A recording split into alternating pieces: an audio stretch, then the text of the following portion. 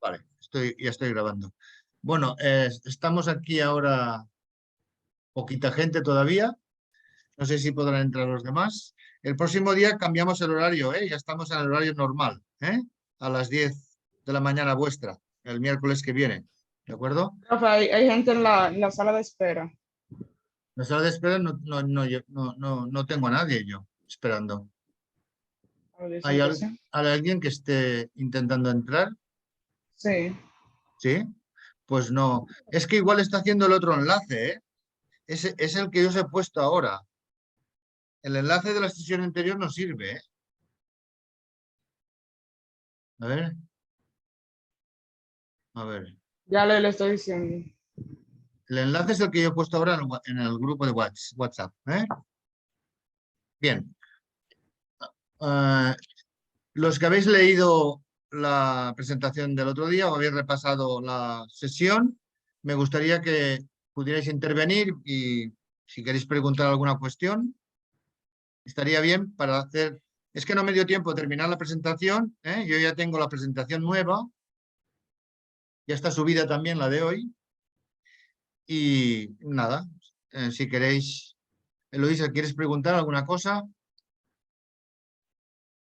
No, está bien, gracias. Sí, Aún estoy asimilando todo lo aprendido. sí, vale. Gracias.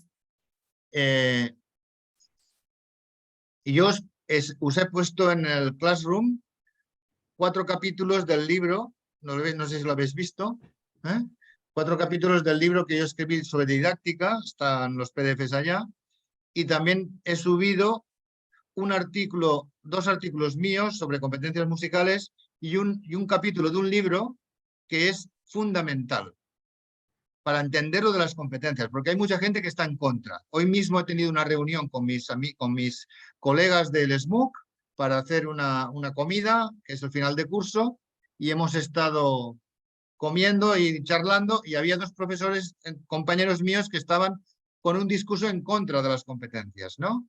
Y teníamos un poco del debate, porque es que tienen mala fama, ¿eh? Las competencias, como todo esto viene del mundo laboral, se piensa que esto es como hacer producción, ¿eh? Ser muy eficaz y tener mano de obra, ¿no? Una cosa así. Y no es así. Las competencias en educación, desde el planteamiento educativo, si leéis este capítulo de Pérez Gómez, que os he subido ahora, él habla de las competencias en educación como derechos fundamentales de los individuos a la hora de aprender, ¿vale? Aprender. Es decir, aprendizajes relevantes, aprendizajes para la vida, ya que no se puede aprender todo, lo que se aprenda, que el alumno, que los estudiantes encuentren que esto les va a servir, que van a encontrar sentido, que lo van a utilizar y por tanto va a aumentar su motivación, ¿eh? Simplemente es eso. Lo que pasa es que hay mucha controversia. A ver si puedo, ya viene otra persona, Nancy. Vale. Yo sí está por aquí, pero no lo veo tampoco. Bien. Él dice que no tiene cámara ni micrófono, pero que está. ¿Lo está oyendo? Sí. Vale. Bueno, si queréis, empezamos la sesión, ¿vale? Solo quería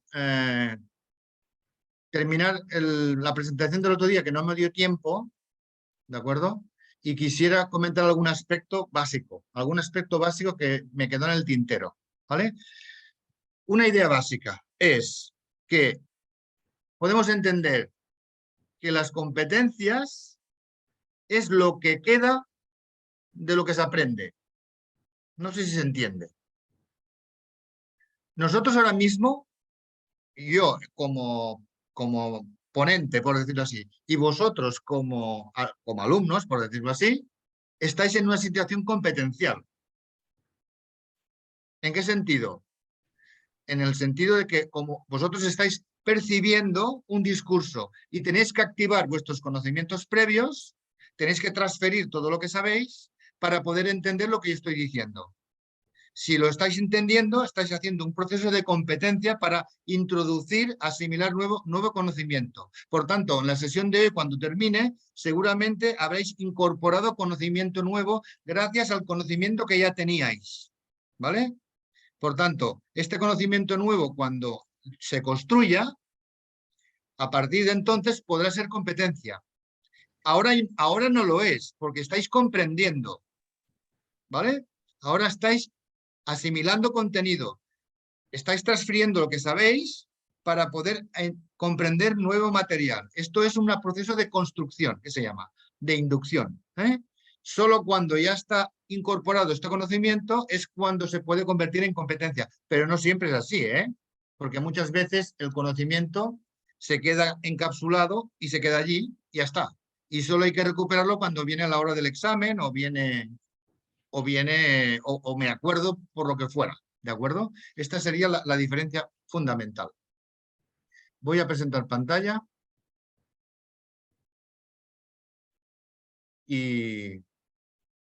y recalco un par de cosas del otro día que no doy tiempo a tratar, ¿vale? Una de las cosas, ¿se ve la presentación? Sí, ¿no? Sí, todo bien, profe.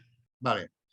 No sé si habéis podido repasar este documento primero que yo os puse, ¿vale? Este documento no me dio tiempo a terminarlo, es la primera presentación. Una de las cosas básicas que necesita las competencias es tener un sistema conceptual docente, es decir, unas gafas, una manera de interpretar la realidad que se tienen que cumplir unas condiciones básicas, porque si no, no saldremos de los contenidos, ¿de acuerdo? Los contenidos son aquello que nosotros dominamos y los profesores enseñan y transmiten, pero eso no es el proceso que nosotros estamos defendiendo. Nosotros estamos defendiendo que lo que los profesores enseñan va hacia un lugar, que es a construir conocimiento y aprendizaje en los alumnos. Y es el mundo donde tenemos que jugar, que tenemos que manejar. Y para ello necesitamos unas condiciones básicas que deberíamos de compartir como colectivo, ¿vale? Por ejemplo, el rol didáctico. El profesor no transmite, no es una antena, por muy bien que lo explique. El profesor no se puede dedicar a transmitir, porque transmitir, hay muchos contenidos que se transmiten hoy por muchos medios y el profesor no puede ser uno más. El profesor tiene que trabajar con otro valor. No solo tienes que transmitir, sino ayudar a aprender. Eso es diferente, ¿vale? Otra cosa que es muy importante es el estilo, como decía vuestra compañera antes, no sé si era Laura lo que lo ha dicho. Yo, ajá. Sí, decíamos, es que a veces nos encontramos en que los alumnos no se incorporan con motivación, o les cuesta, o lo aprenden de una forma un poco apática. Es decir, siempre creamos un estado emocional en el cual el profesor a menudo siente mucha insatisfacción. Siente insatisfacción porque él piensa una cosa como tendría que ser y resulta que no es así, que los alumnos son como son. Y al ser como son nos crean normalmente un malestar o un cierto estado emocionalmente no muy bueno. Y eso nos condiciona. Y al condicionarse nos hace que veamos la realidad en negativo. Y por tanto entramos en una espiral en la que el profesor, en lugar de mejorar, lo que está es a veces empeorando la situación.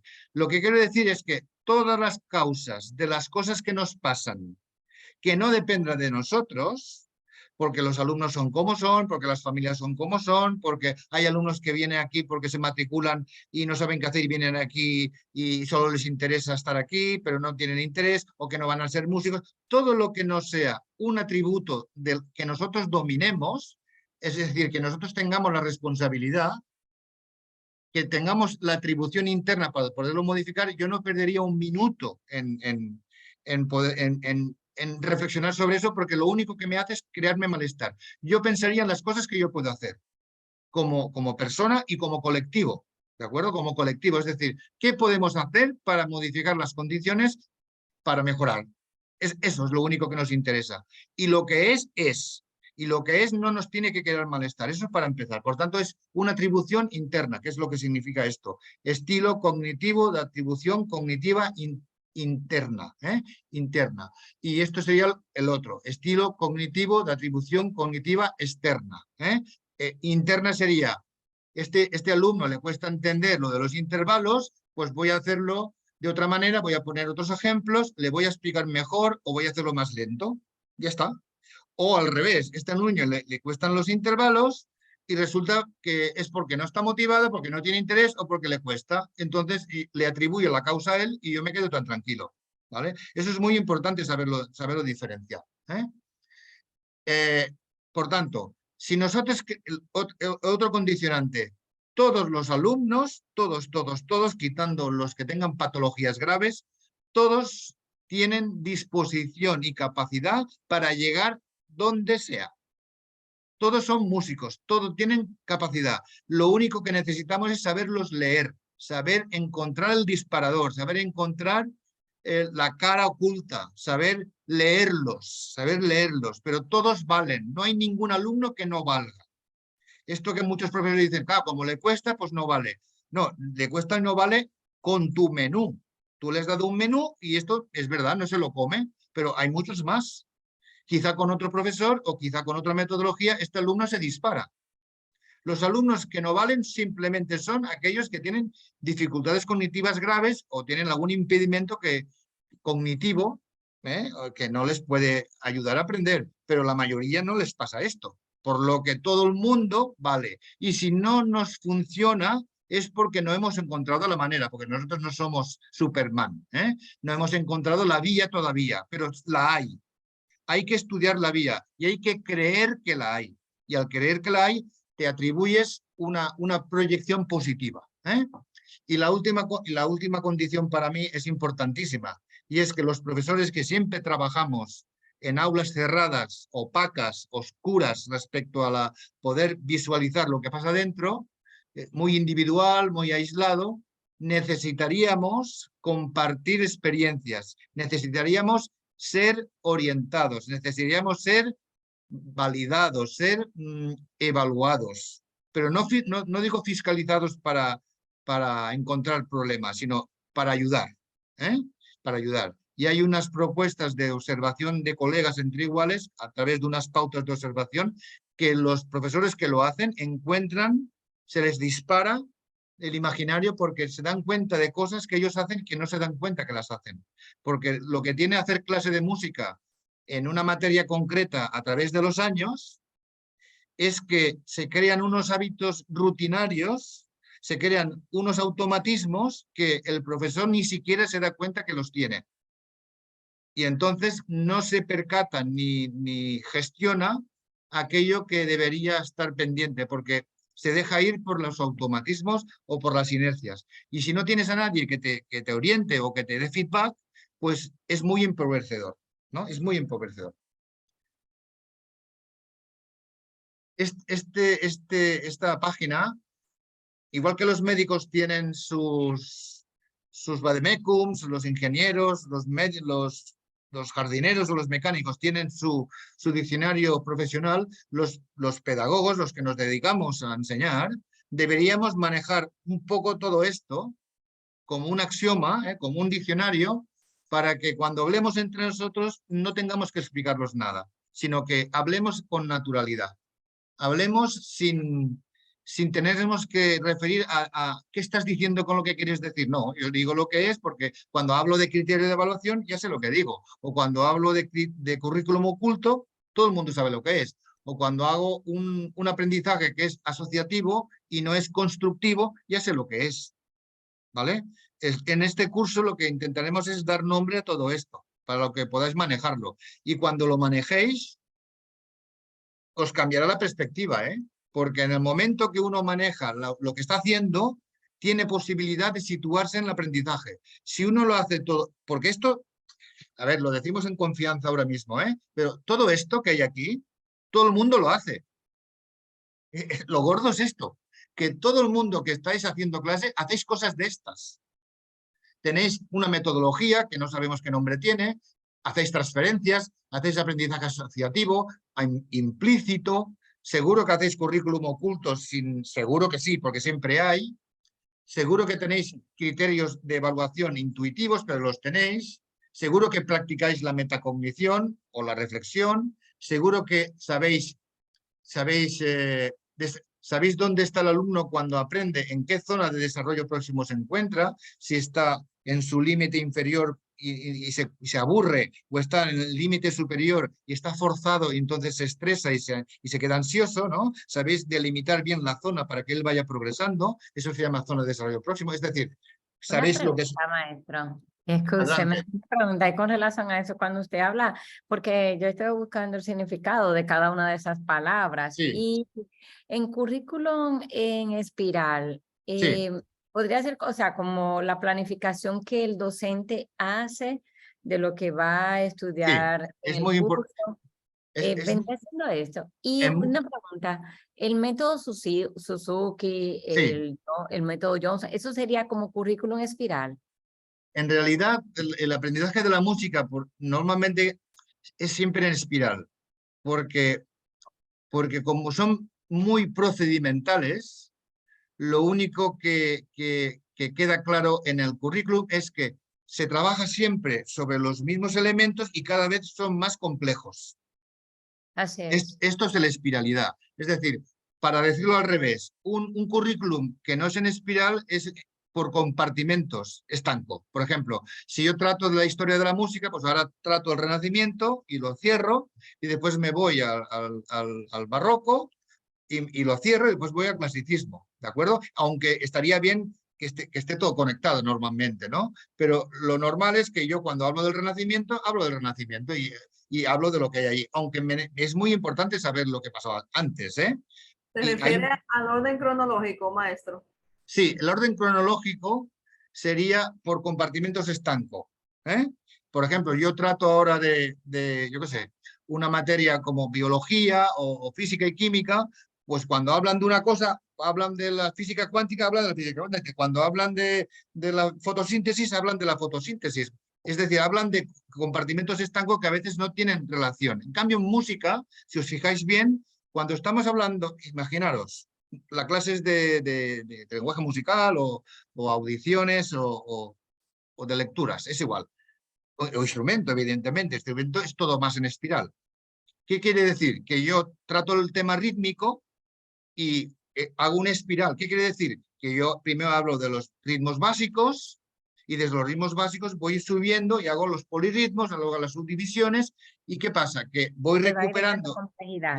voy recuperando lo básico para poder seguirlo mejorando y progresando y hacerlo más complejo, pero siempre recupero lo que sé, es decir, siempre necesito lo anterior para poder seguir. Es una espiral que va cogiendo de abajo, lo que pasa es que cada vez es más complejo, pero siempre es lo mismo, el ritmo. La armonía siempre es la misma, porque es lo básico y cada vez es más progresista, ¿no? El instrumento está clarísimo. El instrumento, tenemos unas técnicas de articulación, de los registros, de articulado, de dominio yo qué sé, de la emisión del sonido, de la calidad del sonido, los timbres, y cada vez que pasa, que trabajamos lo mismo, pero cada vez es más complejo. Esto es la espiralidad.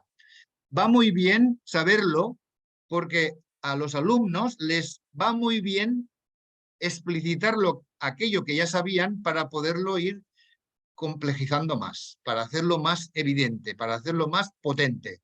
Entonces, si estamos trabajando el timbre, en un momento dado podemos hablar del timbre simplemente como la diferencia del origen de los sonidos, ¿no? Los instrumentos, la clasificación básica de los instrumentos, pero claro, puede llegar un momento en el que el timbre ya empiece con la física, la acústica, y empiece con los armónicos, y empiece con los concomitantes. Entonces, el alumno ve que el timbre es lo mismo, pero cada vez sé más. Es una espiral de complejidad. Eso es el aprendizaje en espiral. No sé si queda claro. ¿Sí? Bueno, Claro. este tipo de dominios que hay aquí, me gustaría que lo buscarais y me hicieras preguntas, porque hay cosas muy importantes aquí para poder tener un manejo muy claro de la didáctica en competencias, ¿eh?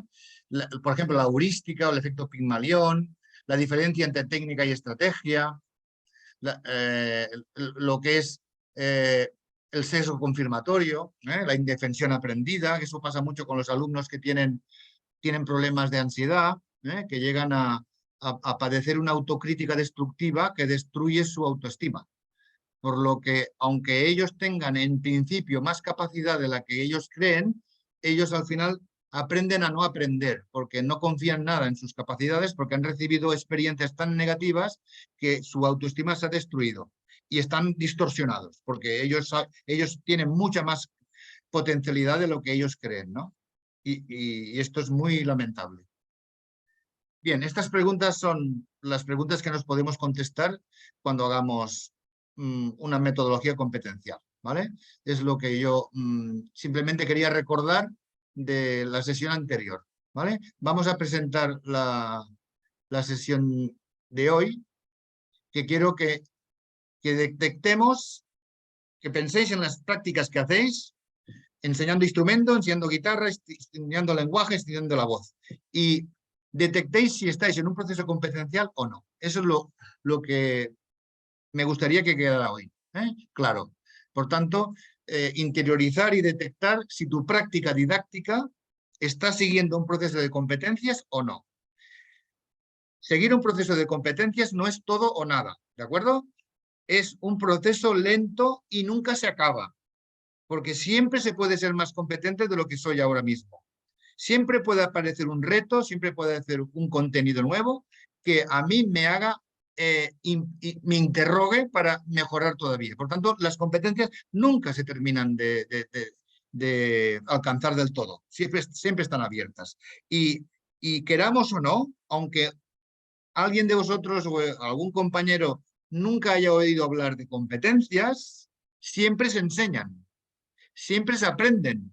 Lo que pasa es que se hace de manera intuitiva, que es el problema. Pero si no fuera así, todo lo que se aprende en el aula, caducaría solo cerrando la puerta y marchando. Todo lo que sale del aula, todo lo que se incorpora como conocimiento que al alumno le sirve para mejorar su aprendizaje y para utilizarlo, eso es un proceso competencial.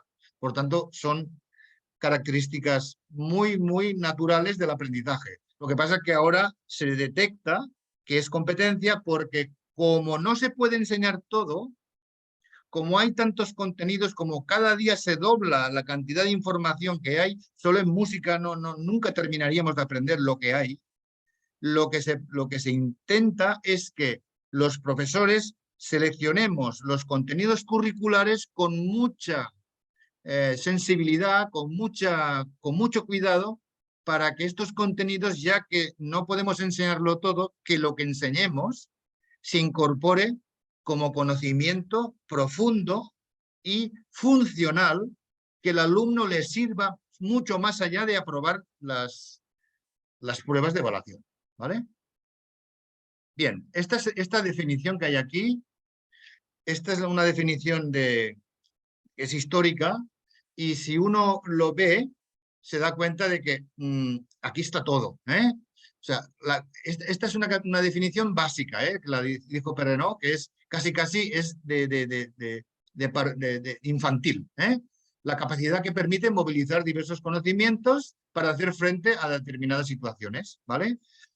Esta que hay aquí es mucho más rica, es más larga, pero se supone que es más completa, porque están todos los elementos que los humanos necesitamos para poder gestionar los conocimientos, que es un saber cosas, saber decirlas, es un saber hacer, que quiere decir que no solo se demuestra diciéndolo, sino haciéndolo, y en música ya sabemos que casi todo es saber hacer, saber hacer, saber tocar, saber percibir, saber analizar, saber cantar, saber moverse, saber lo que fuere, ¿no? Aparte de saberlo decir, hay que saberlo hacer. Y incorpora valores humanos, educativos, para poder convivir y para poder tener una identidad y una visión de la vida positiva. Por tanto, un saber hacer, un saber ser y un saber estar. Y un saber que necesitas seguir aprendiendo para hacer la gestión de tu vida, porque no te puedes quedar parado. Es querer, es lo que decíamos al principio, es formar perfiles de buenos aprendices, que tengan curiosidad, que se pregunten las cosas, que pongan en duda las cosas que aprenden, que se cuestionen, que sean críticos, aunque a los profesores no nos gusta que sean críticos, porque muchos alumnos critican cosas que no tienen base para criticar y las critican porque son adolescentes y no tienen más base. Y eso a veces nos molesta. pero es preferible que critiquen que no que sean pasivos y que estén allá medio dormidos. Nosotros somos profesores y tenemos un rol que podemos acompañar y guiar estas críticas para encauzarlos de manera más positiva, ¿vale? Esta sería. ¿Por qué es esto de las competencias? Pues simplemente por lo que he comentado. A finales del siglo pasado, todas estas organizaciones mundiales, la UNESCO, la OCDE y todo este mundo, se dieron cuenta que cada vez había más distancia entre lo que se enseñaba en las escuelas y las necesidades laborales, sociales, culturales de cómo va la vida, ¿no? Cada vez estaba más diferenciado, más deslindado. Entonces se propusieron hacer un tipo de reflexión y un tipo de orientaciones a los países para que los currículums estuvieran centrados en aprendizajes funcionales que les sirvieran a los alumnos más allá de acreditar los estudios. Que fueran conocimientos que entraran en la primera corona de necesidades que las personas tenemos en nuestra vida cotidiana, ¿vale? Que son estos tres mundos, el mundo de la cultura, el mundo del conocimiento, el mundo de las herramientas que tenemos en la sociedad para gestionar el conocimiento, que es lo que siempre se ha enseñado en la escuela, pero también necesitamos que la escuela enseñe a tener una autonomía, una emprendeduría, unos valores, una reflexión, un sentido de las cosas, tener un aprendizaje que sea para la vida, no solo para probar. Y finalmente, como estamos en sociedades muy complejas, multiculturales y de gran flexibilidad, de gran fluidez y de incertidumbre, pues también conviene que la escuela enseñe a manejarnos cuando estamos juntos, cuando estamos en comunidad, cuando estamos en situaciones de interacción humana, porque es importantísimo convivir. Esta es lo que estas organizaciones pensaron, que la escuela debería cambiar un poco el rol, en lugar de transmitir cultura, sino aprender a ser, aprender a estar, aprender a ser persona también. Y estas son las 8 competencias que hoy en día, en casi todos los currículums de los países como mínimo occidentales, son las que se trabajan desde toda la enseñanza. Las enseñanzas obligatorias. Estas 8 competencias son las que se intenta que las personas, a través de las materias curriculares, desarrolle. ¿Hay alguna que nos pertenezca más aquí? ¿Veis alguna que sea más relacionada con nuestro ámbito? Sí, la conciencia y expresión cultural. Sí, la última es la más cercana a nuestra materia, ¿vale? Es la más cercana. Bien, vamos a poner un ejemplo y vosotros me ayudáis, ¿vale?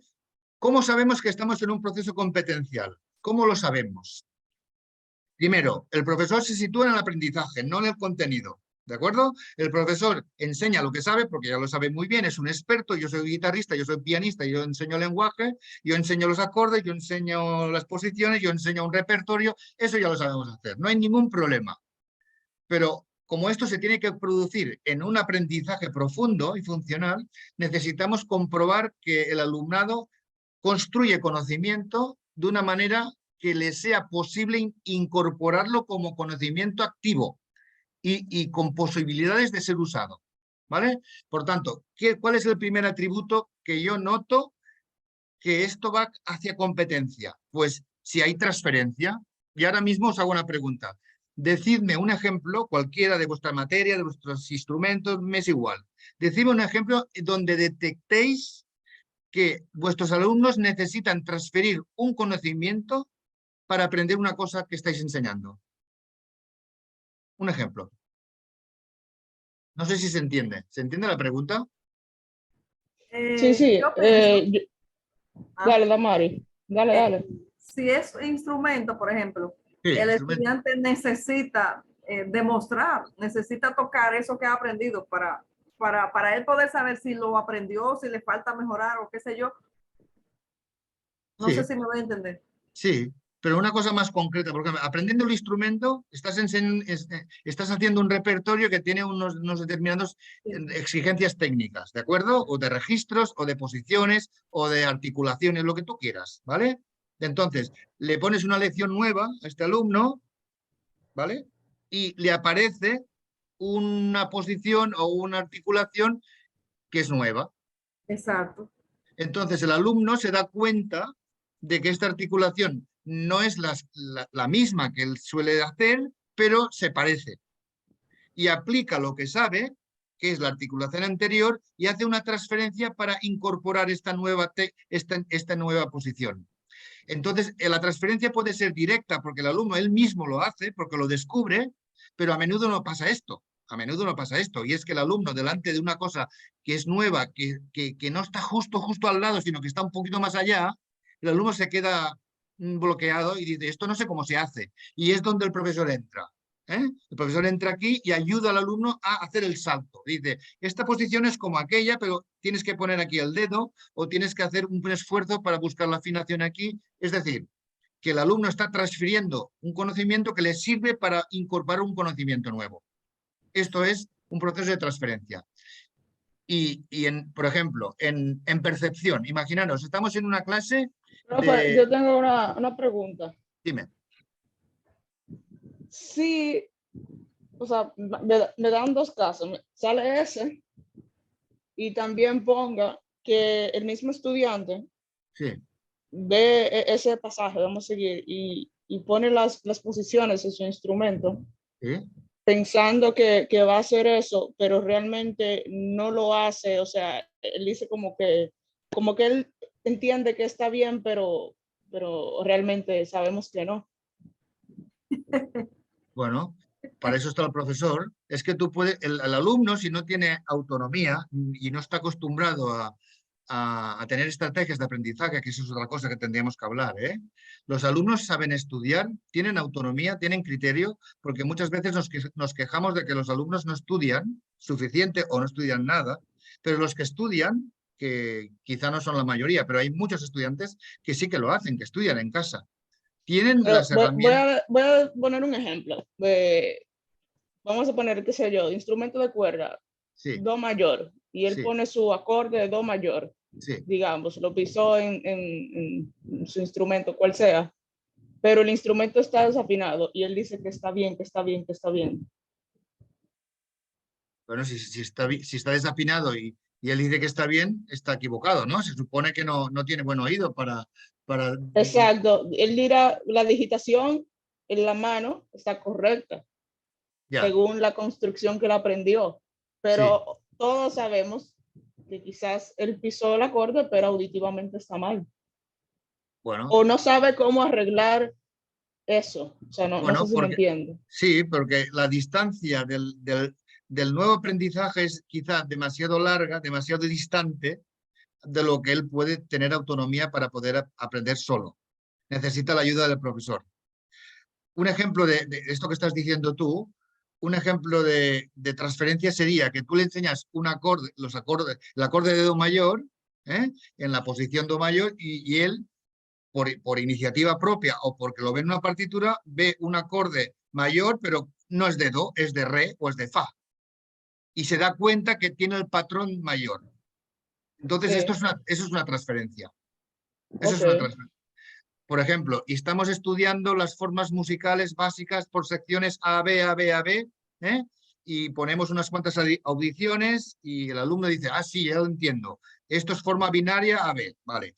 ¿Cuándo sería transferencia? ¿Cuándo creéis que sería transferencia este conocimiento que ha aprendido? Cuando él escucha una canción y puede reconocer la forma. Exactamente. Puede ser en una clase posterior o puede ser escuchando música en su casa. Y se dice, hombre, esto parece que tiene dos frases, ¿no? ¿Vale? Claro. ¿Cómo podría ser que un alumno tuviera competencia auditiva a través de el dictado musical que hacen en clase? ¿Cómo se demostraría que tiene transferencia? Cuando Imaginamos que poder, tenemos unos alumnos que hacen los dictados muy bien en clase, los profesores ajá, hacen su dictado con el piano y los alumnos lo transcriben y lo hacen bien, ¿vale? Esto todavía no es competencia porque están están habilitando el dominio del oído para poder solucionar los ejercicios, ¿vale? Pero cuando llega un momento que habilitan unos patrones auditivos generales, que tienen estas habilidades un poco abstractas, esto se puede ya transferir, y no solo para solucionar los dictados, sino para que se expanda fuera de la clase.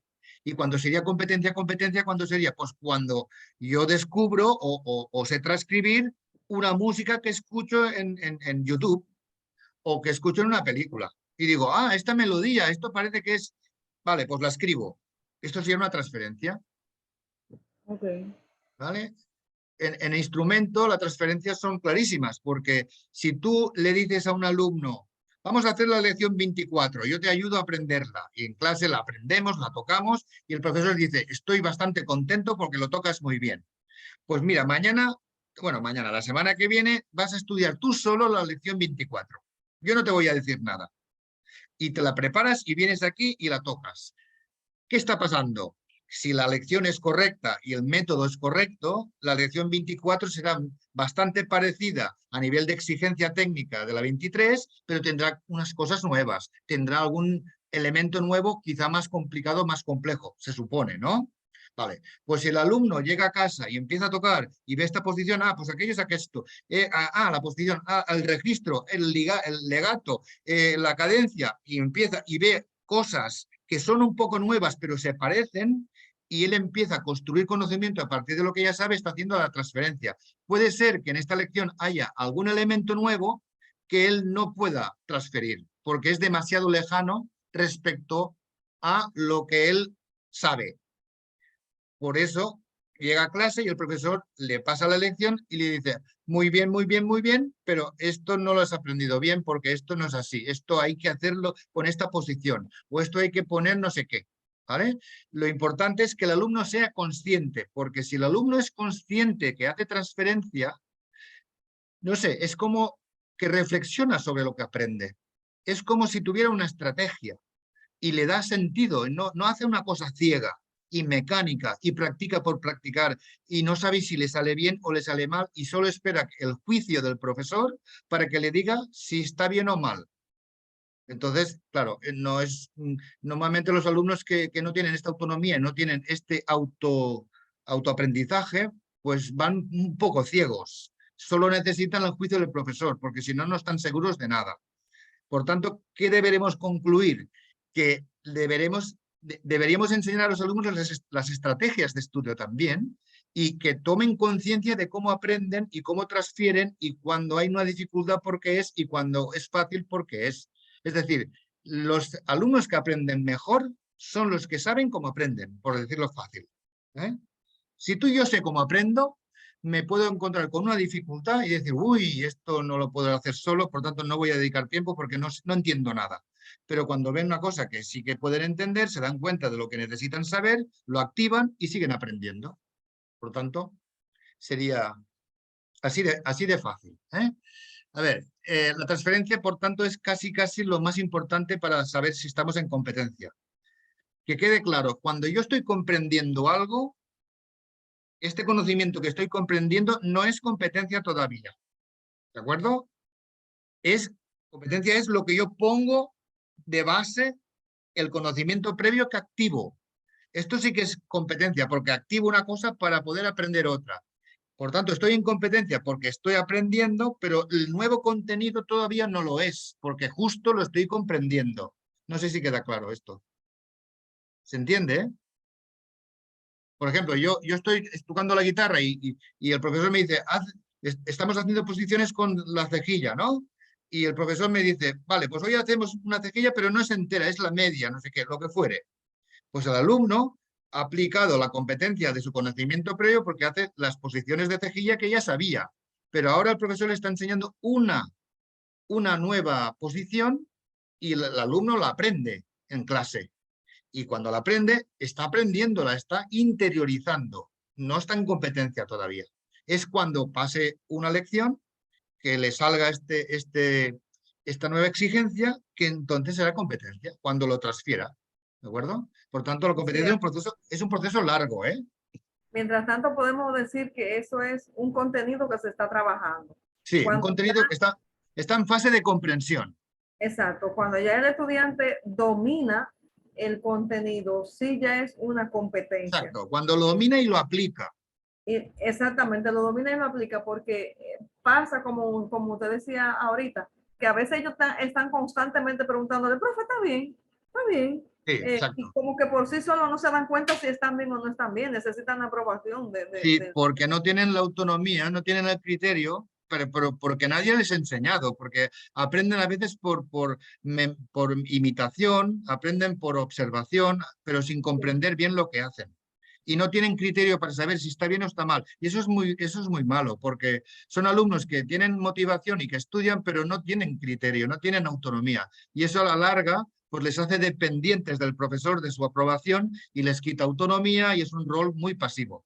Por tanto, competencia no será mucha porque cuando se vean solos, que normalmente se ven solos a la hora de tocar en público y a la hora de, pues no tienen autonomía. Y por eso esto de los roles activos y críticos y reflexivos, del aprendizaje reflexivo y activo, se debe de enseñar. Al que le salga natural, mejor, pero se debe de enseñar. Debemos de centrarnos en que el rol del alumno sea activo y que piense lo que hace, que le dé sentido, que esté, o sea, que tenga una actividad cognitiva continua de reflexión sobre lo que hace, por qué lo hace, para qué lo hace, y si le cuesta o no le cuesta, si le disgusta, qué sensaciones emocionales tiene, qué sentimientos tiene que liberarse de estas cosas implícitas para poder explicarse. Y el profesor tiene que leer todas estas potencialidades y todos estos ángulos, estas caras diversas para poder ayudarlo en cada uno en su situación personal, porque cada alumno es diferente. Profesor, pero una pregunta sobre eso mismo, en ese caso, que el estudiante pregunta que si está bien, Sí. ¿cómo uno, aparte de cuestionarlo, cómo uno lo empieza a destapar, lo empieza a descubrir, que él mismo se vaya dando cuenta? Es que hay que reflexionar. O sea, el profesor no solo debe enseñar el contenido, sino la manera de aprenderlo. Y la manera de aprenderlo es que el alumno siempre, cuando le entra un contenido nuevo, tiene que hacerse una pregunta retórica, no hace falta que la diga explícitamente, pero tiene que hacer, es decir, esto es así, y lo hago mío con mis palabras. El alumno que interaccionas, el alumno que habla, que pregunta, que piensa, que reflexiona, que critica, este alumno al final coge una iniciativa que le permite reflexionar y no solo obedecer, y no solo copiar, y no solo imitar. Es como todo, es un proceso largo. El rol del alumno siempre que tiene que ser activo, siempre. No puede ser un alumno obediente, que solo le gusta hacer las cosas para agradar al profesor. No, esto no es. Tiene que ser un alumno que tenga apego, porque la relación entre el profesor tiene que ser positiva y emocionalmente sana, eso sí, pero tenemos que ayudarles a ser independientes, tenemos que ayudarles a tener criterio, a que se espabilen, a que se esfuercen, a que le den sentido a lo que hacen. Y eso es porque, si eso pasa, es porque los contenidos que enseñamos como profesores son relevantes. No son los contenidos porque sí, sino son a contenidos relevantes, es decir, aquellos interesantísimos saberlo porque lo necesitamos aprender, porque saldrá más adelante, porque te servirá para esto, porque está allí y porque forma parte del repertorio, porque están en la vida real y te ayudará a incorporarlo como conocimiento activo. Tú serás el dueño de tu conocimiento y cuando pienses y reflexiones sobre lo que haces te darás cuenta que lo que estás aprendiendo te sirve. Lo que no puede ser es que enseñemos contenidos que nunca más se vuelvan a ver o que después del examen nunca más se supo ya o que simplemente se memoricen y ya está. Por eso mismo tenemos que hacer aprendizajes profundos y al ser profundos necesitamos tiempo y al necesitar tiempo no podemos enseñarlo todo. No podemos enseñarlo todo. Pero si enseñamos lo que enseñamos profundamente, con sentido y transferencia y utilidad y funcionalidad, el alumno no solo lo aprende profundamente y lo puedes utilizar más adelante porque tendrá algún contexto donde lo utilizará porque lo ha hecho muy profundamente y muy conectado, sino que hay un beneficio secundario, que lo dijimos el otro día, y es que si el alumno encuentra sentido en lo que hace, encuentra que es relevante, encuentra que es interesante lo que hace, encuentra que el profesor y el alumno están en una situación de un diálogo enriquecedor de crecimiento y no solo de transmitir contenidos, su motivación aumenta. Y entonces Tenemos un reto grande. si aumenta tu motivación, tu sistema cognitivo se pone a trabajar al 100%.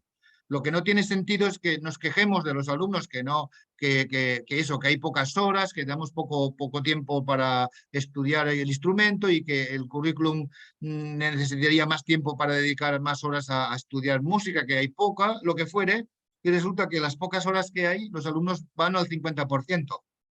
De su capacidad, de su actitud, ¿no? O de su capacidad cognitiva, que están en clase esperando a ver si se termina, que están en clase pues aburridos o pensando, ¿y esto para qué lo queremos saber? ¿Esto para qué me servirá? ¿No?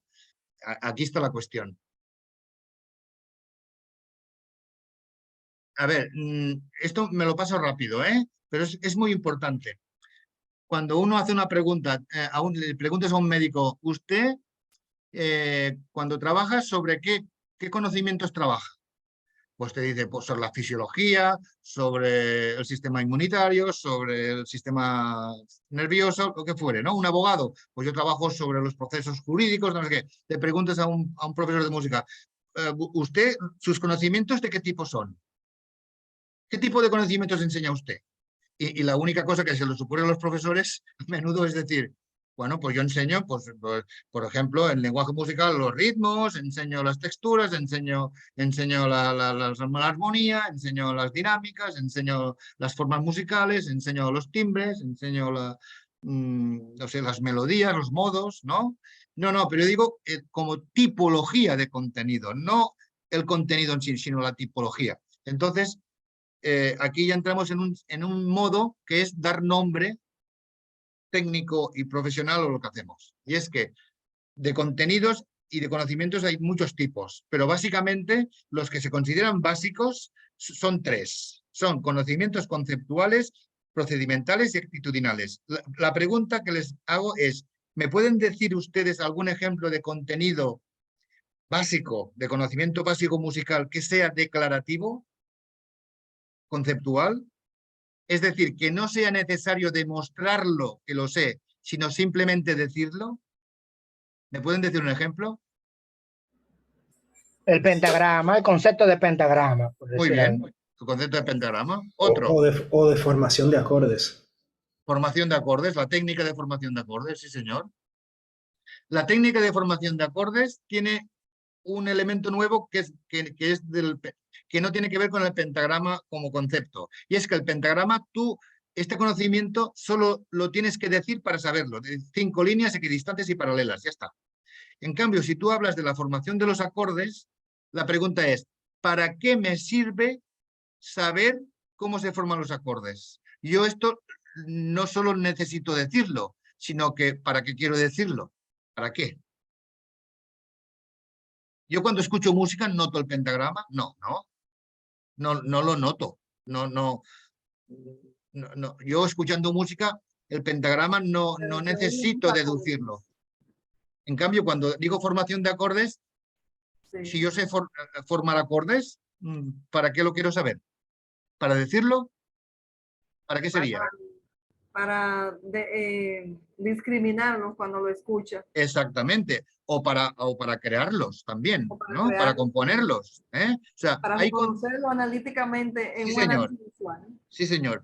Hay conceptos musicales que solo sirven para saberlos decir, porque son cosas técnicas que no están relacionadas con la experiencia auditiva, ni interpretativa, ni creativa.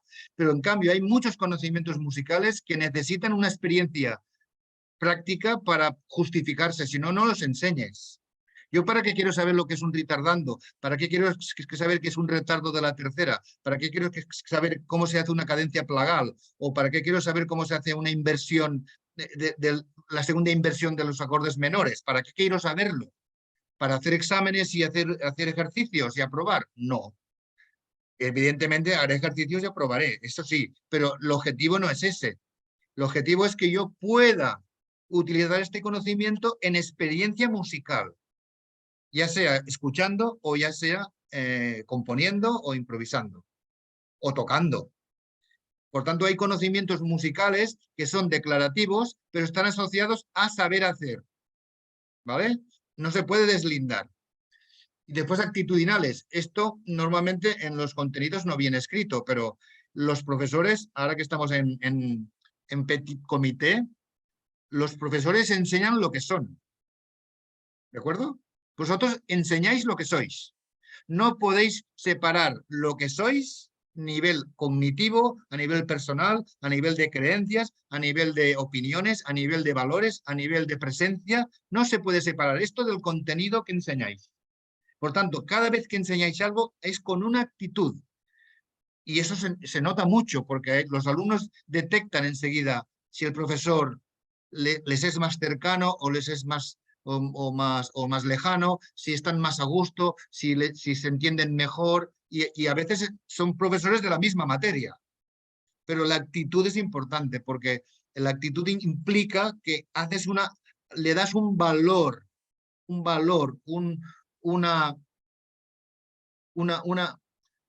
lo envuelves de un sentimiento, de una emoción. Y el alumno se empapa de todo. El alumno aprende el contenido, aprende el lenguaje paraverbal, aprende los mensajes implícitos, aprende la temperatura del aula, aprende el mobiliario, aprende la hora que es, aprende los compañeros que tiene al lado, aprende todo. Eso se lo lleva todo, todo, todo, todo. No solo se aprende el contenido, por tanto está todo asociado. Las actitudes es importante que las tengamos explícitas y no sean implícitas, porque a veces los profesores tenemos actitudes delante de un conocimiento y a veces tenemos como un sesgo y se nota mucho si este contenido nos gusta o no, o si esto lo valoramos o no lo valoramos, sobre todo cuando hablamos con los alumnos de las músicas que escuchan o que ellos tocan. A veces tenemos opiniones de actitudes que desmerecen sus gustos o no valoran suficiente sus opiniones, y esto a veces hay que controlarlo porque puede herirles. Bien, decíamos, 3 tipos de conocimiento básico: decir, hacer y saber y estar, ser y estar. Después están los conocimientos estratégicos, que es, y yo con todo esto, ¿qué voy a hacer? Imagínate que yo tengo un trabajo que hacer, tengo un examen pasado mañana, después tengo que preparar una audición y después tengo que salir con los amigos porque hay una fiesta. Entonces, yo utilizo una estrategia y digo, vale, si yo tengo mañana un examen y pasado tengo una audición, pues quizá hoy voy a hacer un poco de audición, voy a practicar un poco, pero voy a dedicar más tiempo a preparar el examen.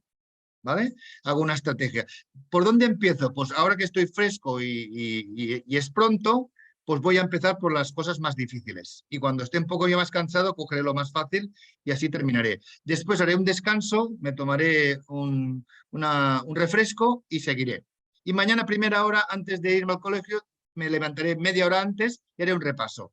Esto es una estrategia. Las estrategias lo que tienen es que son conscientes.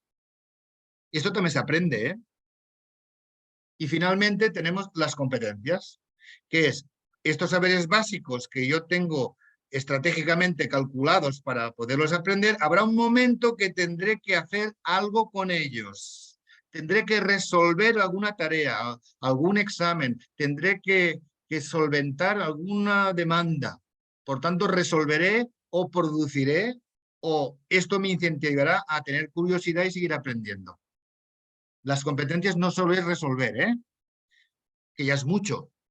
A ti te ponen un problema y lo resuelves competentemente. Pues está muy bien, pero no solo es eso. La competencia pide que las personas tengan una actitud activa, proactiva. Así. Y esto creo que quedará bastante claro. Normalmente en la escuela se sitúa siempre aquí. Enseñamos cosas, los alumnos las adquieren, las comprenden, en el mejor de los casos las comprenden y las hacen significativas. Ya dijimos que es importantísimo el aprendizaje significativo, porque le da sentido a lo que haces. Y hacemos prácticas, ejercicios y reproducimos y demostramos que sabemos esto. Por tanto, el estudiante se sitúa en adquirir y el profesor lo que quiere es saber si lo sabe. Y hace preguntas para que el alumno reproduzca el conocimiento. Esto siempre se ha hecho así.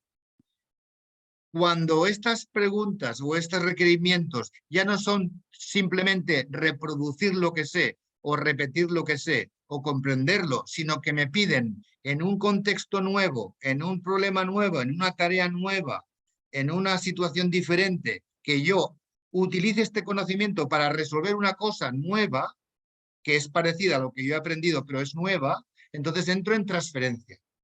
Entonces ya podemos decir que es un proceso competencial. Por tanto, el profesor no solo quiere saber lo que sabe, sino que propone al alumno a ver qué sabes hacer con lo que sabes.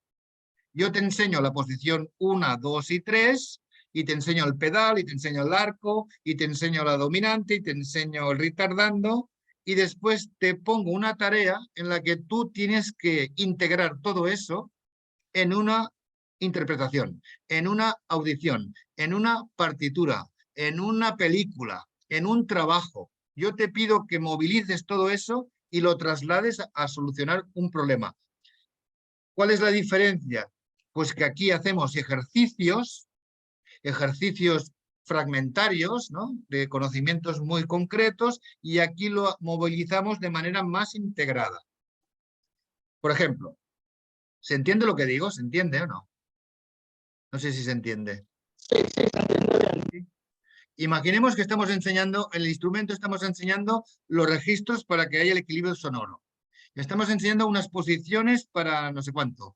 Y tenemos un tema de articular, ligado, picado, de 2 en 2, taratata, taratata, taratata, y después tenemos un tipo de figuración rítmica que tiene pues hasta las semicorcheas con punto. Imaginemos que hemos trabajado esto con diferentes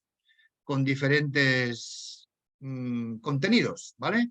El profesor calcula todo eso, que ya lo he enseñado, y dice, vale, pues ahora le voy a proponer a este estudiante una obra, un fragmento, una partitura, en la que está todo esto, pero está todo junto allí, y lo tiene que transferir, lo tiene que utilizar.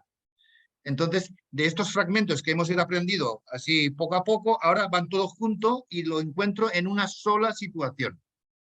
Esto sería lo que es competencia en su sentido más amplio, porque no solo es un conocimiento que se transfiere, sino que está integrado, que está unido y que forma parte de una demanda en un contexto que es nuevo, porque lo que aprendí aquí lo llevo allá.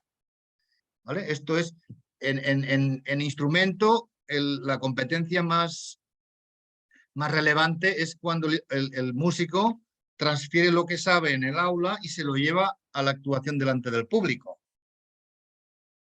¿Qué tipo de conocimientos creéis que tiene que poner el músico cuando está en una actuación pública? El dominio técnico que ha aprendido en clase, evidentemente, porque sin eso no vas a ningún sitio, ¿no? Pero ¿qué más tiene que tener controlado? ¿Qué más tiene que tener controlado?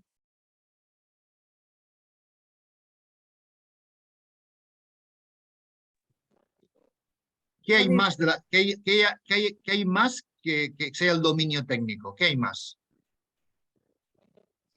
Su parte personal, saber ser.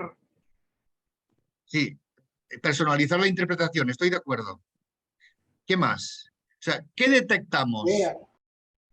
¿Qué detectamos en una interpretación? Aparte del dominio técnico, la gente cuando escucha a un intérprete, ¿qué detecta? Esto es lo que hay que detectar, porque si lo detectas, Bueno, después lo conviertes en enseñanza.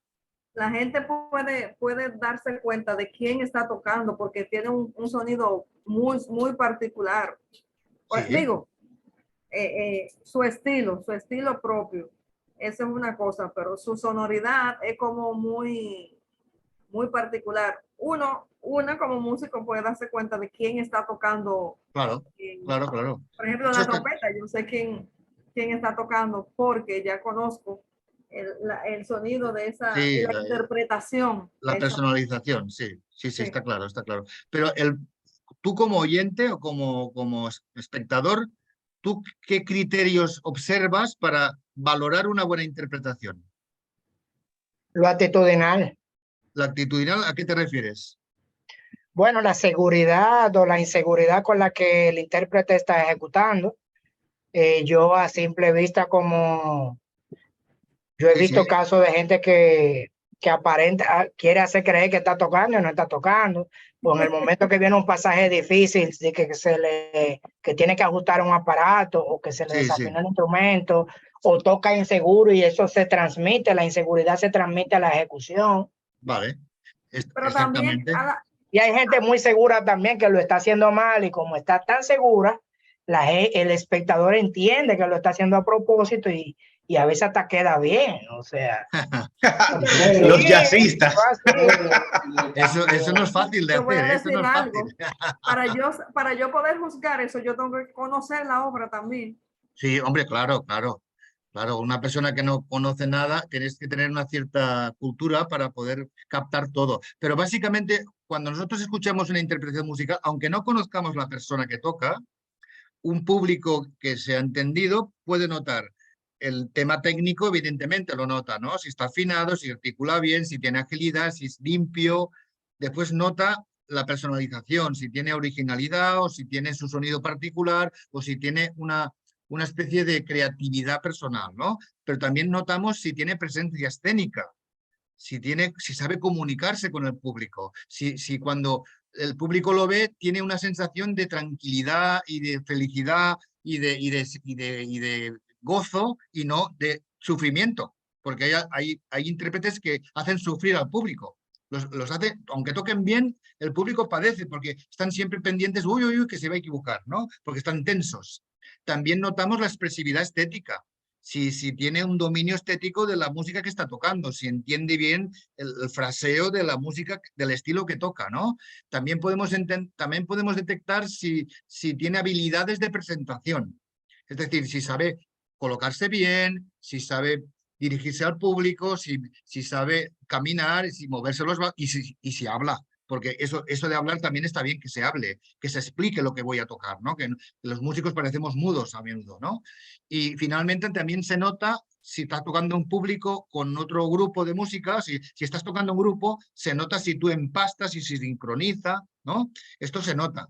Por tanto, todo esto que las personas que oyen o escuchan y miran un intérprete denotan y se dan cuenta de que esto se nota y lo pueden evaluar, lo pueden hablar, lo pueden criticar, lo pueden comentar. Estos son los contenidos que deberían enseñarse desde el principio.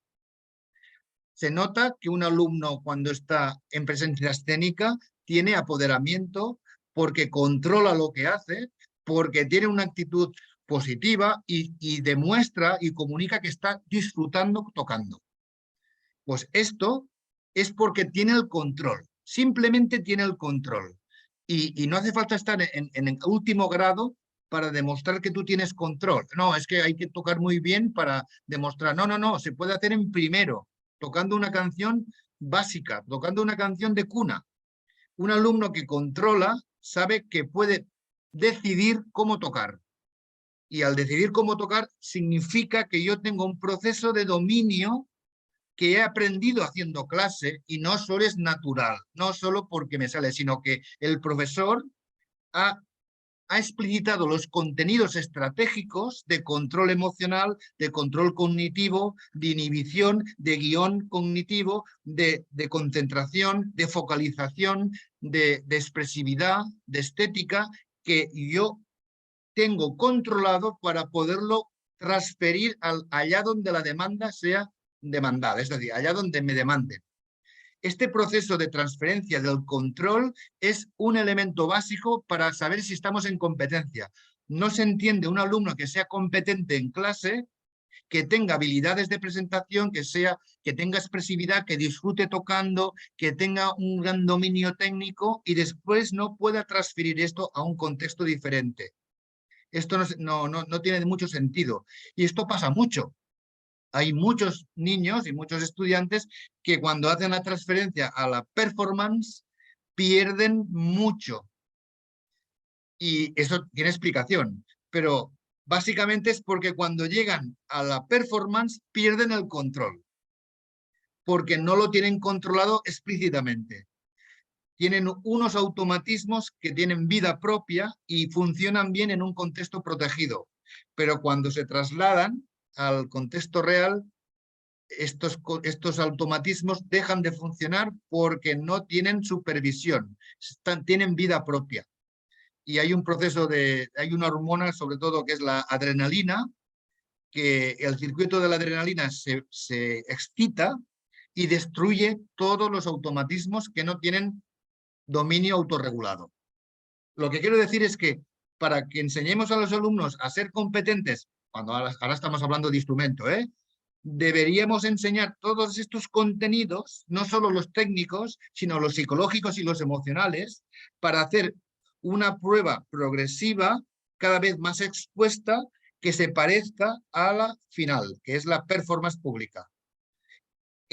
Poniendo de relieve cada uno de los elementos cognitivos, emocionales y psicofísicos y de autorregulación que funcionan para que esto tenga éxito y de manera explícita trabajarlos como contenido curricular, no solo la técnica del instrumento, sino todo esto que hemos dicho.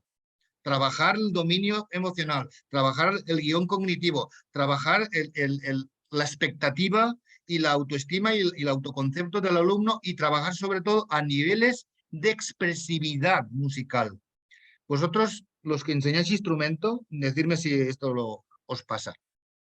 ¿Hacéis clases en las que quizá no lleguéis a menudo a niveles de música expresiva y estética y os quedáis a veces en el dominio técnico? ¿Os puede pasar esto alguna vez?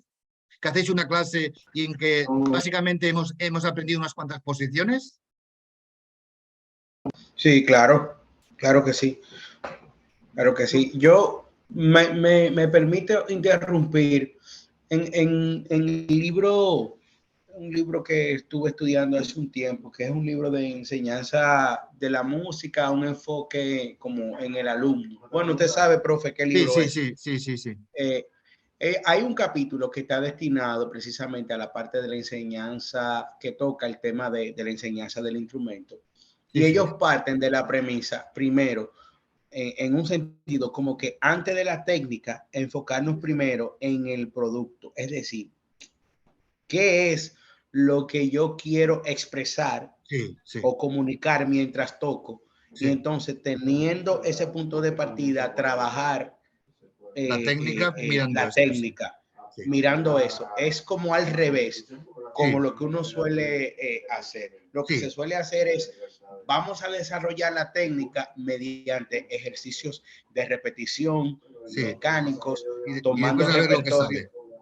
Entonces, y después ver, entonces tú ves que después que el estudiante alcanza quizá un nivel técnico muy grande, determinado, entonces dicen, vamos ahora a trabajar la parte interpretativa. Así es como cómo se tiene que interpretar eso.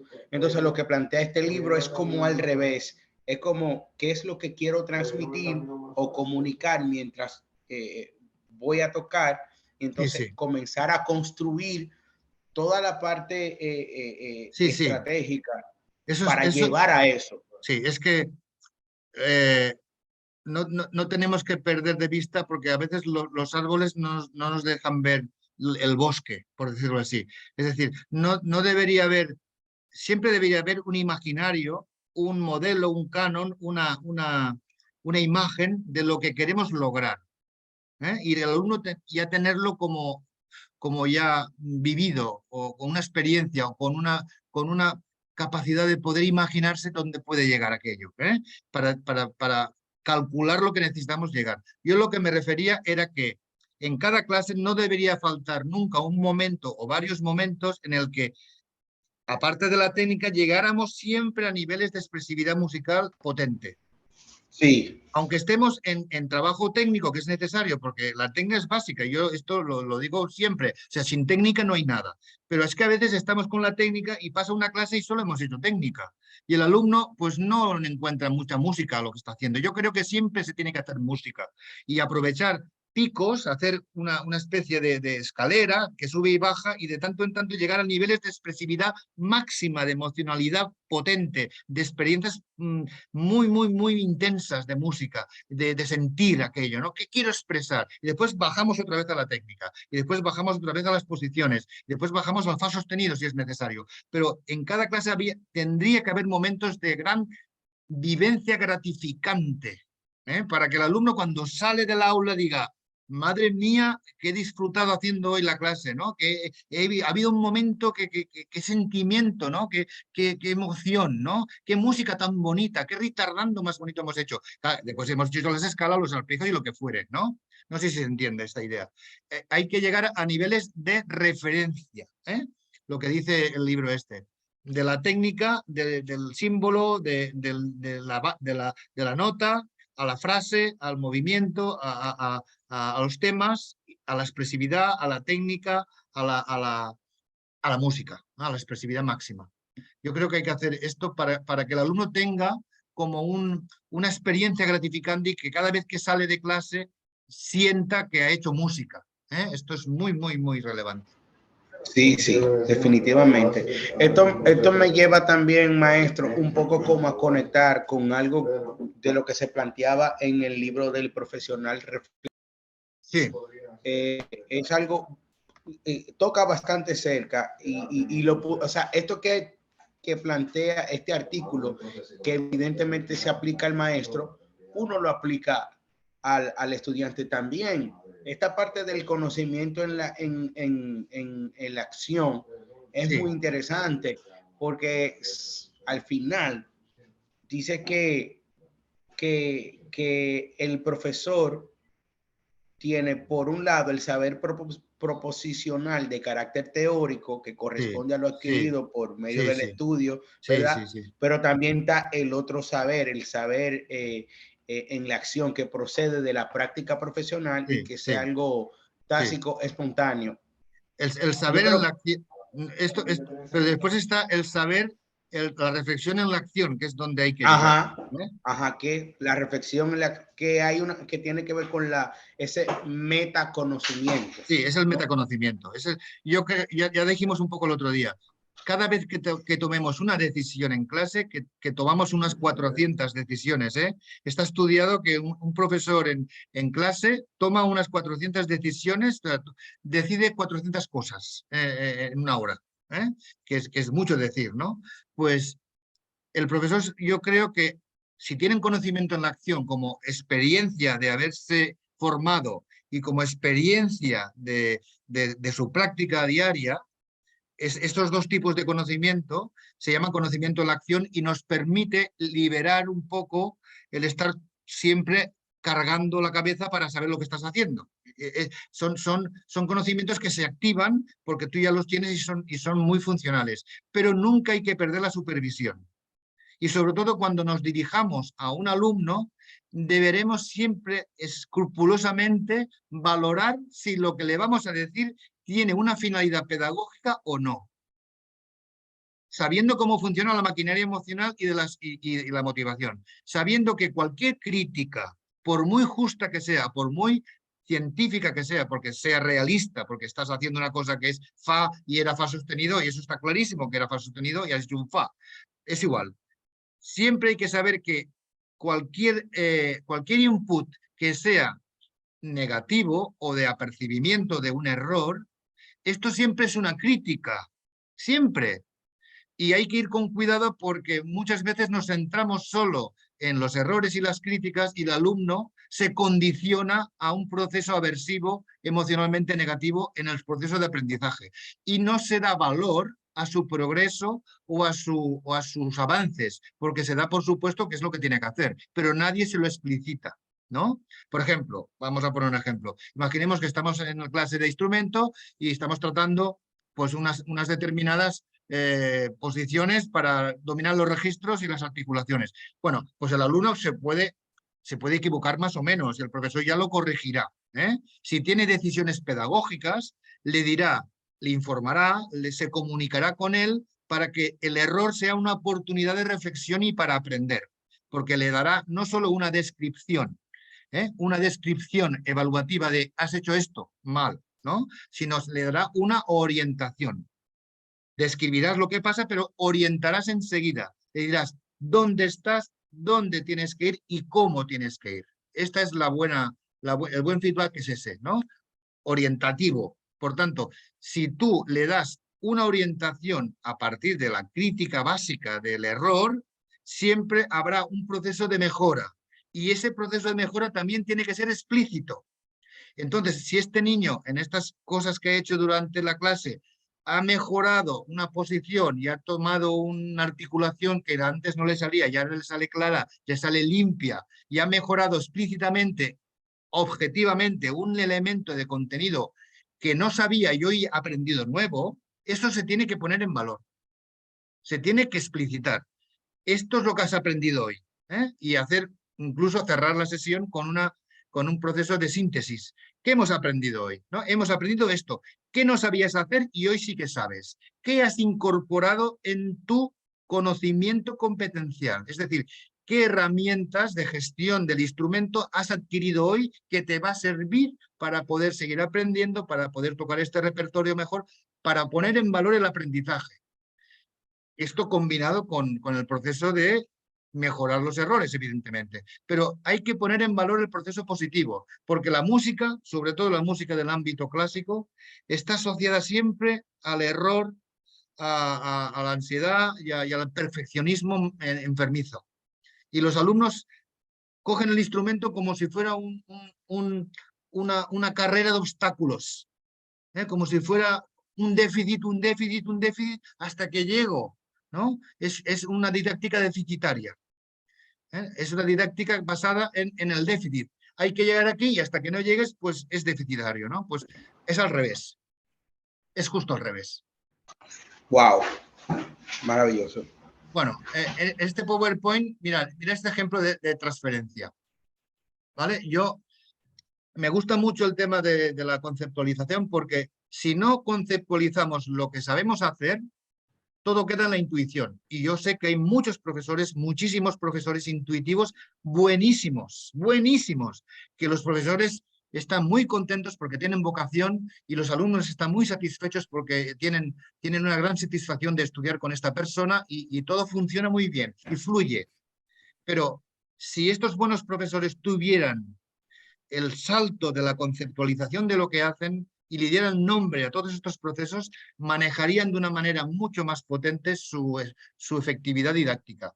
Y más allá de la intuición, hablaríamos ya de un dominio casi científico. Por tanto, yo creo que el proceso inductivo, deductivo, lo tendríais que manejar como una cosa natural cuando hacéis clase. ¿Alguien me lo podría explicar lo que es? Un proceso inductivo, deductivo del conocimiento. Aquí tenéis un ejemplo, A ver, el proceso inductivo es el proceso de creación de conocimiento. Ya está.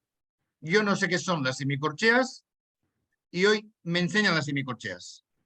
Entonces, yo practico diferentes modos, diferentes secuencias, no solo una, sino varias, y mi cerebro, si tengo un profesor que me sabe llevar bien, crea un patrón. Un patrón. Lo puedo hacer intuitivamente o lo puedo hacer explícitamente. Si lo hago explícitamente, hago un concepto. Y el concepto es que yo sé hacer semicorcheas y encima sé lo que son. Son valores de 1/4 de pulsación. Eso es una conceptualización. Si yo tengo una conceptualización, puedo liberarme de los ejemplos que he utilizado para aprender, porque el profesor no me puede poner todos los ejemplos del mundo, es imposible. Me tiene que poner los que pueda, pero suficientes para que yo haga una abstracción y de los ejemplos haga una abstracción de las características comunes y me cree un concepto que sería, en este caso de las semicorcheras, pues valores de 1/4 de pulsación. ¿Vale? Si yo tengo esta abstracción, si es muy potente, yo podré transferir de una manera fácil o difícil. Si yo he hecho una buena conceptualización, yo pongo semicorcheras, pero podía poner otra cosa, Podía poner formas musicales o formas tonales o movimientos armónicos, me es igual. Entonces, si un alumno hace una buena conceptualización, también depende de la edad, porque hasta los 12, 13 años es muy difícil hacer buenas abstracciones, el pensamiento es muy concreto. Por eso es muy importante no forzar la maquinaria cuando los alumnos todavía son muy jóvenes. Hay que hacer más práctica que conceptualización. Pero, en fin, pensemos que se ha hecho una buena conceptualización, pues si es muy profunda, el alumno no solo deducirá en otros ejemplos que esto es lo mismo que esto. Esto es lo mismo que esto es lo mismo que esto. Incluso, si es muy profundo, podrá hacer una transferencia ya lejana, que sería ya Como a las 12 o las 12:30 por ahí. interpretar que esto también son semicorcheas, pero aquí hay un silencio. O Sí, la 1, Damari, no sé. Damari, dame, Ay, perdón. dama. Ok, Dímelo. gracias. Y si es muy, muy, muy profunda, podría incluso transferir a conceptos ya más alejados del propio valor de la semicorchea, como serían aquí las fusas, o una partitura que es manuscrita. Esto sería una transferencia cercana, que es, si yo sé esto, esto seguro que lo sé, pero si yo lo sé esto profundamente, quizá yo esto también lo pueda saber por mí mismo. Y si no, ya me ayudará el profesor. Lo importante es valorar el esfuerzo cognitivo, que significa que si yo hago conceptualización, creo un patrón, y al crear un patrón puedo transferir. Y si no se transfiere directamente como aquí, porque es súper fácil, se puede transferir aquí si yo logro que la transferencia sea creativa, es decir, Sí. lejana. ¿Se entiende, no? A mí, sí, se entiende. Pero, por ejemplo, ¿qué pasa cuando, digamos, estamos introduciendo figurajes? ¿Qué nos pasa? Los que hemos dado, por ejemplo, asignaturas relacionadas con lenguaje musical, Sí. que usamos, por ejemplo, como estrategia utilizar sílabas para unos determinados figurajes. Sí. Por ejemplo, yo suelo decir tacatica o tititi. Sí. Los muchachos te leen los tacatica, pero full, ¿verdad? Bien los tacatica. Sí. Y vamos, entonces uno trata de como de ese tacatica, esa manera onomatopéyica, Sí, ayuda. de llevar al contexto de la interpretación de notas o del solfeo entonado. Es una abstracción, Pero el tacatica es una abstracción. una abstracción. Entonces, Sí. ¿qué pasa? Que de ahí a llevarlo a, después que lo tengo en un ejercicio donde estamos trabajando semicorchea y ellos están haciendo tacatica, a la hora de ponerlo en el contexto quizá de una partitura, no le sale. Ya sea en práctica coral o práctica instrumental, no le sale. Has dado en el clavo, Josi, has dado en el clavo. Y es que si tú haces tacatica en lenguaje musical, en la coral, en instrumento, en armonía, también hay que decir tacatica. Si no dices tacatica, los alumnos no hacen transferencia. Porque los alumnos, los que son jóvenes, lo que no tienen, hasta que no llegan a la adolescencia, la abstracción que hace es muy concreta, está muy ligada al contexto. Por tanto, si yo aprendo tacatica, si yo quiero transferirlo, me tendrán que decir lo mismo, tacatica, o si no, no lo transferiré. Eso es por una parte. Por tanto, necesitaremos coordinarnos todos y tener una metodología en la que utilicemos nomenclaturas y conceptualizaciones parecidas, porque lo importante es la cabeza del alumno y nosotros colaboramos en diferentes vías. Tenemos que pensar en el alumno y coordinarnos bien. Esto pasa mucho. Y después también hay otra cosa, y es que no solo el alumno tiene que conceptualizar esto, sino que hay que forzar la transferencia. Es decir, no esperar a que la transferencia salga natural. Hay que forzarla, hay que exigir al alumno que la haga y hay que tratarle de ponerle tareas donde esta transferencia sea necesaria. Entonces el profesor no solo tiene que estar en su materia, sino decir, mira, este tacatica lo tienes en la canción del grupo, o lo tienes en este repertorio cuando tocas piano, y el de piano dice lo mismo. Este tacatica es lo que haces en lenguaje.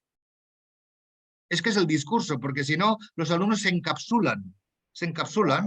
Y como son alumnos que todos os quejáis de lo mismo, que son muy pasivos a menudo, que no tienen iniciativa, que van un poco a un ritmo de ralentí, esto facilita todavía que sea más difícil hacer transferencia, porque no están activados, porque no tienen iniciativa, porque les falta movilizar una actitud de buen aprendiz, porque están habituados a recibir, a transmitir, a reproducir, bueno, es el modelo de transmisión de contenidos, ¿no? Entonces, hay que cambiar un poco las dinámicas para que el rol del alumno sea pues, más activo y ayudarles a las transferencias, porque a ellos seguramente no les salen las transferencias naturales. Hay que habituarlos a que conecten lo que saben y ayudarles a que se expanda el conocimiento fuera del aula, con experiencias vivenciales y gratificantes,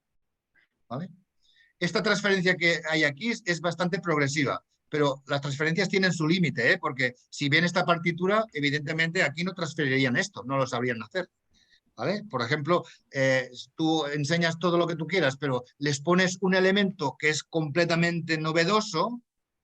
Esto no quiere decir nada, ¿eh? Simplemente lo he puesto para romper, ¿eh? Sí, se entiende. Esto es una broma, ¿eh? Lo que quiero decir es que la transferencia no siempre es posible, porque a veces es un escalón que no es un escalón, es un abismo. Entonces los alumnos no pueden llegar, ¿eh? No pueden llegar.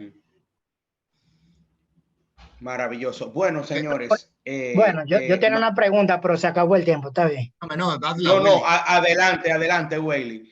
Lo que iba a decir era que precisamente habíamos llegado al tiempo, así que vamos a tomar esta pregunta de Weili y entonces antes de irnos para que el profesor haga el cierre. Venga, Weili, pregunta. Sí, fíjate, gracias. Me pasa lo mismo que a Jochi, usando palabras comunes que los chicos recuerdan, pues me ha servido como para que ellos puedan identificar ciertos patrones rítmicos, ciertas células rítmicas.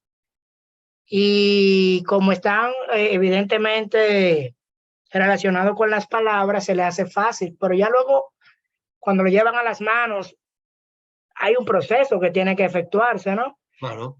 Pero luego cuando ya van al pentagrama, no es solamente la transferencia de que tiene, o sea, el sonido en la cabeza rítmico, sino que hay otra información que es meramente conceptual, de saber dónde hay un do, dónde hay un si, dónde hay un la. Claro. Entonces, yo pienso que la manera de que, y me corregirá o me instruirá ahí en ese sentido, de que puedan ir a la par. O sea, yo pienso que nunca van a ir a la par en el tema del ritmo, utilizando la forma onomatopéyica e identificando la nota, la altura de los sonidos.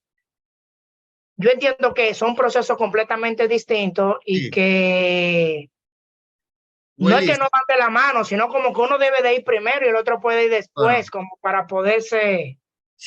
Acláreme eso ahí. Sí, y yo quería hacer simplemente una valoración, y es que lo que estamos diciendo ahora es, estamos fragmentando el contenido a un nivel muy atomizado. Es decir, ya es, o sea, eso no es música, esto es ya una cosa súper abstracta.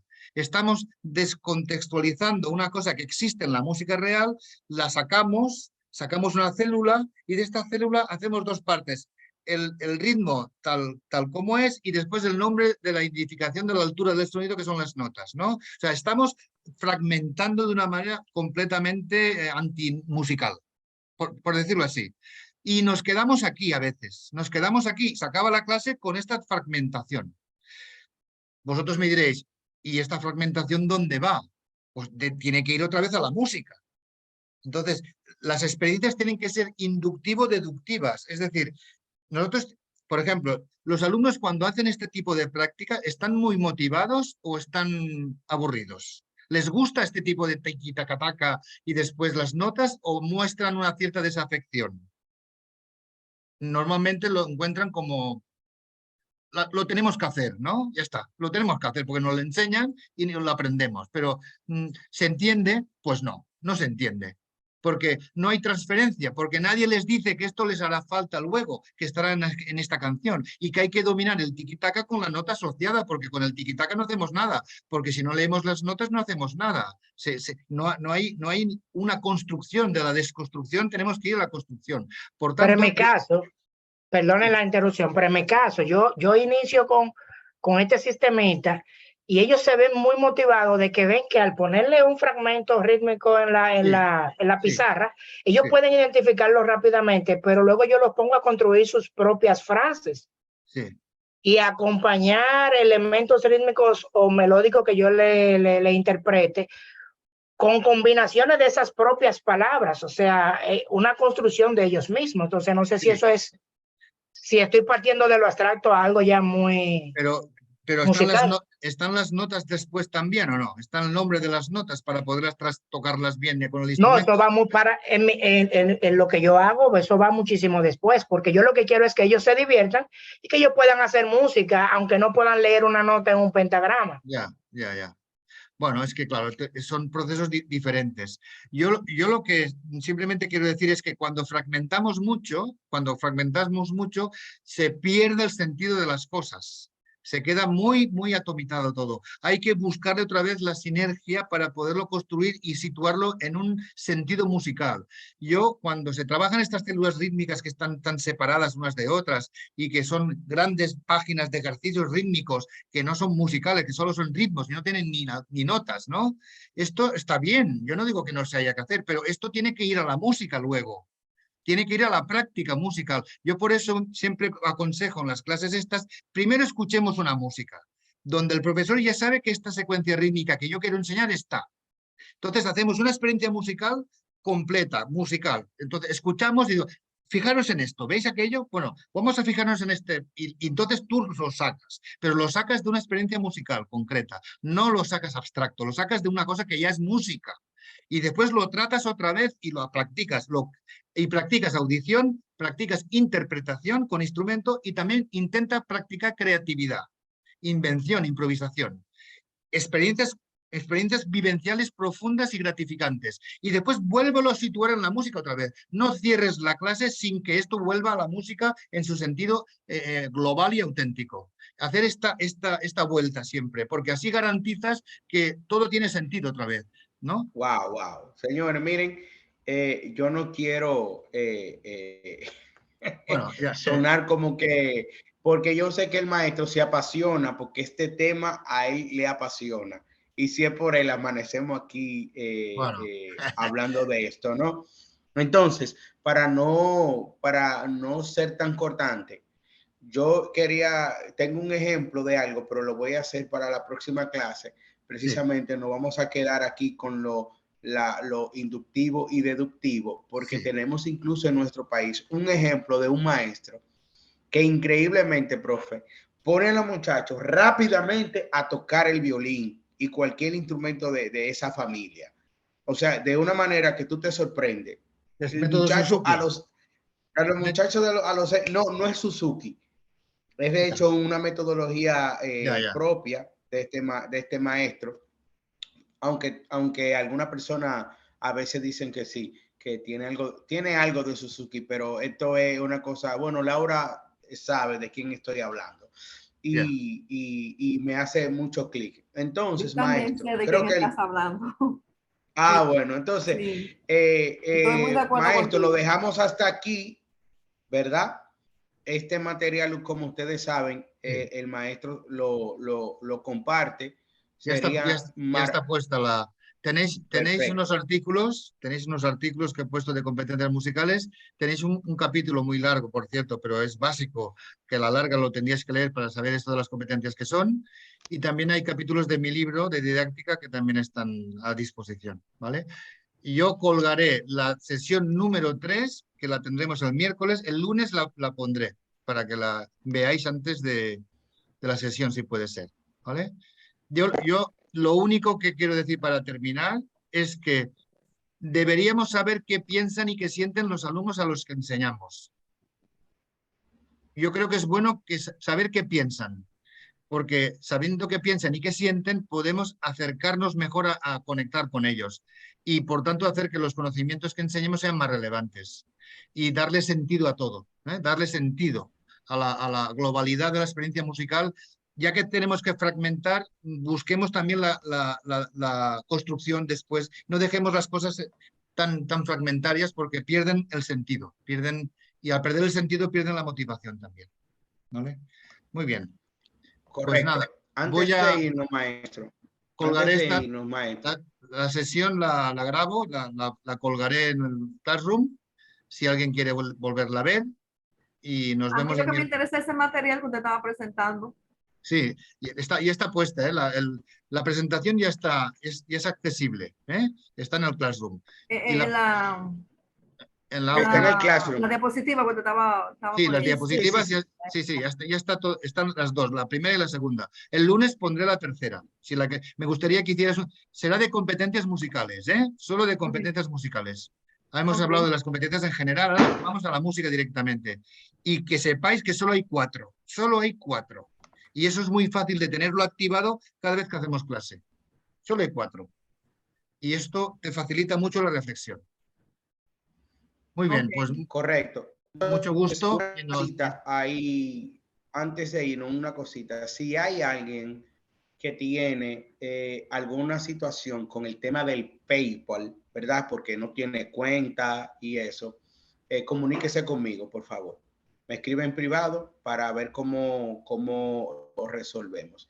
Y reconozco la diligencia que han tenido algunos de nuestros colegas en honrar el compromiso que hicimos con el maestro. Es solamente esa aclaración. Me gustaría que la próxima sesión, los que sois habituales y nunca falláis desde el principio, que pensarais en una actividad de clase en las que vosotros recordéis, porque ahora estáis de vacaciones, recordéis que estabais en un proceso competencial de manera clara, que se cumplen los atributos que hemos dicho. Un ejemplo, que me puséis un ejemplo, enseñando vuestro instrumento o la materia que enseñáis. En este momento yo creo que estamos en un proceso de competencia, ¿vale? Así empezamos la charla el próximo día, sí. ¿De acuerdo? Perfecto. Bueno, un abrazo a todos. Un abrazo, mi gente. Bye, bye. Profe, descanse, que usted tiene ya la hora bastante avanzada en España. No importa, no importa. Muchas gracias, profe. Adiós. Adiós, Elo. Adiós, Laura. Adiós, Daniel. Todo un placer. Gracias. Adiós, Benja. Benjamín, te noto muy callado. Pregunta. ¿Oíste? De acuerdo. Pregunta. Adiós, Miguelito. Gracias, bueno, bye bye. Bye bye. Dios bendiga. Lo logramos, maestro. Por cierto, yo sí pregunté esto del máster, ¿eh? Sí. He preguntado al jefe de departamento y me ha dicho que sí que se puede retomar, ¿eh? Pero lo que pasa es que como ahora ha cambiado un poco lo que es el currículum, pues habría que hacer algún tipo de... Bueno, lo que me ha dicho es que le escribáis un correo electrónico, tanto tú como creo que la Eloísa, ¿no? La que quería... Que lo hice, sí. Sí. Yo te paso el correo y tú le escribes y le planteas la situación. Perfecto. Gracias, maestro. Ahora mismo, ¿sabes qué? Nos encontramos en el departamento de... Yo trabajo ahora en la unidad pedagógica de el bachillerato en artes. O sea, estoy dentro del equipo pedagógico y nos encontramos elaborando un documento, un referente con todo esto. O sea, que me ha caído como anillo al dedo esta formación y en el proceso de construcción de este referente, porque han salido muchas cosas, cosas que no estaban claras y bien. Pues le agradezco y nada, maestro, seguimos en contacto. Muy bien, yo sí. Nos vemos la semana que viene. Yeah. Ya te pasaré el correo ahora por el WhatsApp. Sí, lo espero. Hasta luego.